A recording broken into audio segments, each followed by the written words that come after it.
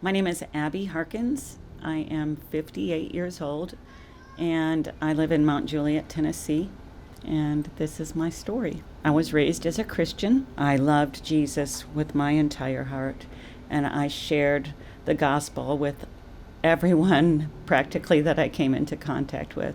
The problem was that both of my parents were alcoholics. They began to drink pretty heavily by the time I was in the third or the fourth grade. And by the time I was in fourth grade, they ended up separating. I had my first sip of alcohol at the age of 10. And by the time I turned 13 years old, I was drinking heavily and regularly. I had an older sister, so her friends became my friends, and it was very easy for me to find alcohol. I continued to drink throughout high school. I was married in 1985 to my high school sweetheart. I got pregnant. We got married the day after we graduated from high school.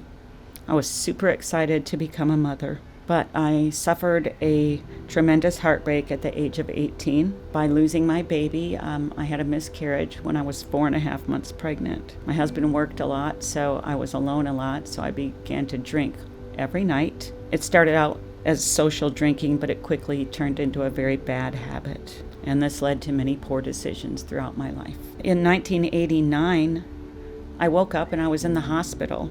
My best friend, Peggy, was standing at the foot of the bed, and when I opened my eyes, she screamed and ran out of the room. I had been unconscious. I had no recollection of the accident. And I remember actually going home and drinking tequila while I was taking my pain medication. After I moved back to North Carolina, I was hired as the female lead singer at Country City, USA, 5 nights a week in the house band, and I had a very strict rule in place. I was not drinking on the job, even though I worked in a bar, and that lasted for about a year. And then I began accepting the free drinks and drugs that were offered to me by the patrons of the establishment. That also led to other poor choices. I began hanging around the wrong people. And in 1997, I had put myself in a very bad situation. I was in a house when the police came into the home. Undercover officers came into the home, and I was in the bathroom with my friend.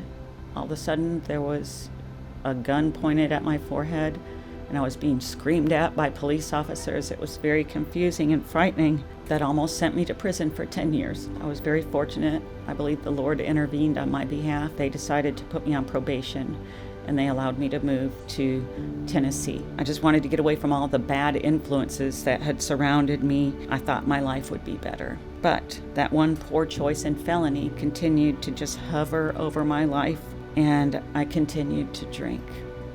I met Sean, and we got married in 2003.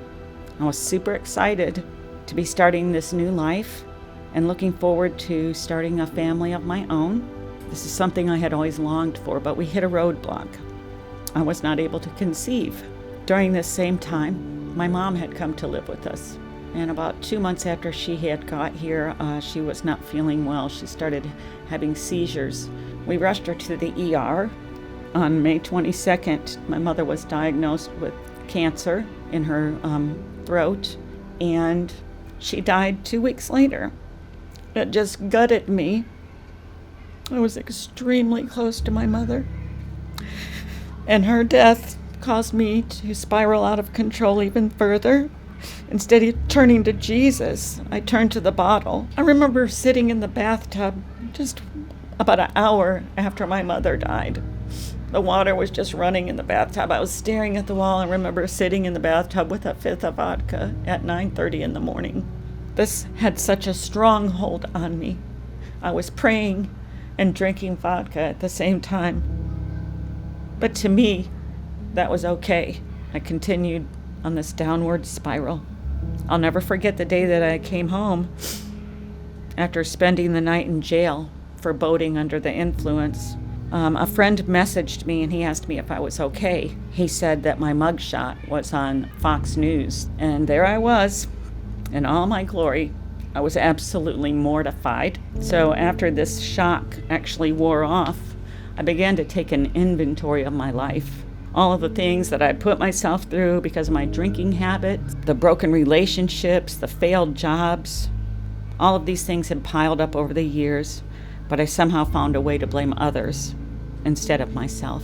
I had always been a woman of faith, but somehow I had allowed alcohol to be the thing that I turned to for comfort instead of Jesus. I started praying and asking God to help me. I got on my hands and knees in my bedroom. I begged him. I said, please, God.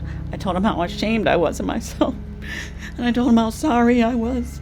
But I continued to drink. Then in that October, I had to have spinal surgery. And in February of 2014, this is post-op, I had my surgery in November. I was out of town visiting my friend in North Carolina.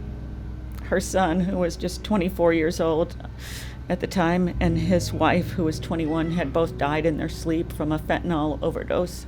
And they left behind a little 6-year-old daughter that my friend is raising now to this day still. I came and I sang at the service, and I spent the night with my other friend and ended up drinking all night and playing poker.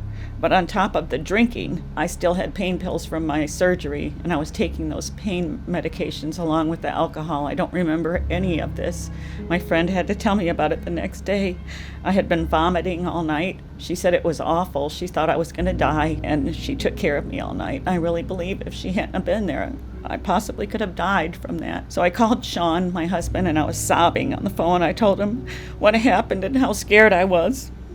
I was so ashamed of myself. So I flew home, and I was so thankful that I was safe. But I continued to drink, but something changed. Something was different this time. I was losing the desire to drink alcohol, and I was leaning into Jesus. I wasn't satisfied by this old friend I had known all my life, this support system in a bottle. I drank a handful of times between March and May, but then something super miraculous happened. I went to an event, and they did an altar call. I stood there with all of these strangers, and I prayed for God to take that demon from me once and for all. So I went up to the altar, and I laid the alcohol at the feet of Jesus. And it's been almost 11 years since I prayed that prayer and gave my life back to Jesus. It was like someone snapped their fingers. I cannot imagine my life the way that it used to be. I drank heavily for over 35 years. I turned 58 this past February. But I look and feel better than I have my entire life. And it's because of Jesus.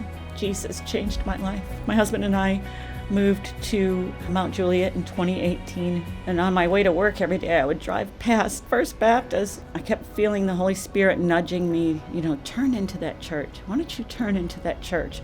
And I was not going to turn into that church. Well, one Wednesday evening, I was driving home from work, and my steering wheel just kind of forced me into this parking lot. God was literally driving me into the parking lot, and I walked in, and Kristen Love was so sweet. She met me with open arms. God has just blessed me so much. When I came to this church, doors just started opening up for me. I'm able to sing, which I came to Nashville to do in the first place, and I'm serving in the children's ministry, and it has been such a huge blessing for me. God took everything that I ruined, and he brought it all back and made it even better. And I just want everyone to know that it's never too late to turn your life back over to Jesus. All it takes is putting your yes on the table, complete surrender, and he will turn your life around.